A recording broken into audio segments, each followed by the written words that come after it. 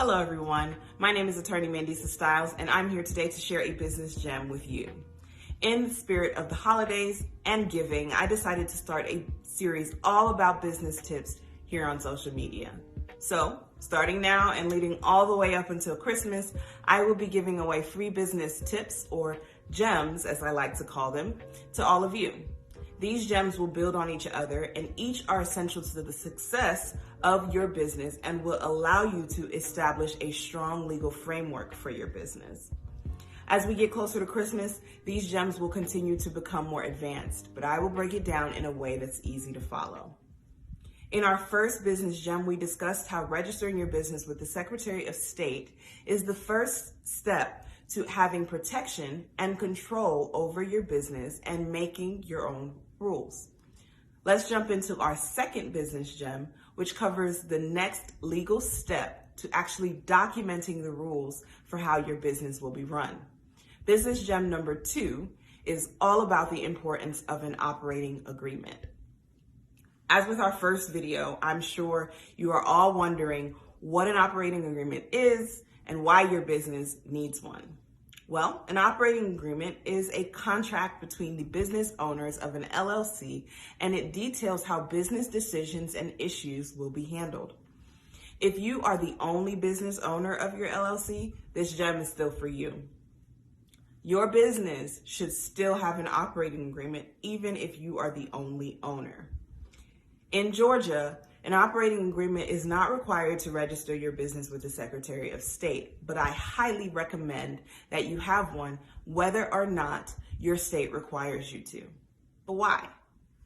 An operating agreement is essentially a document that outlines the rules for how your business will be run.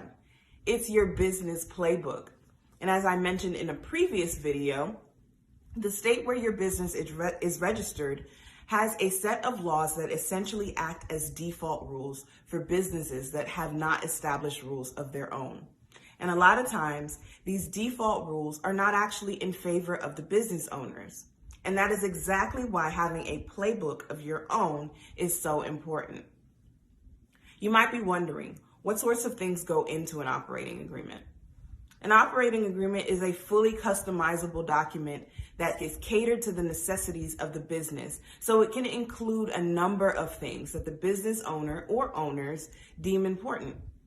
Some common examples of terms found in an operating agreement are things like voting rights, how decisions will be made, how to modify the agreement, how to sell interest in the company, what happens if an owner unfortunately passes away, and my personal favorite is how a member's interest in the company can be handled. This term is my favorite because it is directly tied to the creation of generational wealth.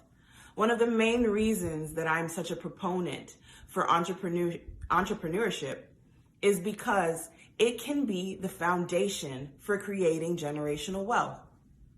This particular term of the operating agreement is completely customizable, just like the rest of the document. So for example, the owner or owners can agree that their interest in the business can be passed on to their child, grandchild, or any other relative upon their passing, thereby creating generational wealth and passing on more than just debt to future generations to come. There are so many other things that can go into an operating agreement. It just depends on what your business needs and what sorts of terms are necessary for the success of the business. That's our gem for today.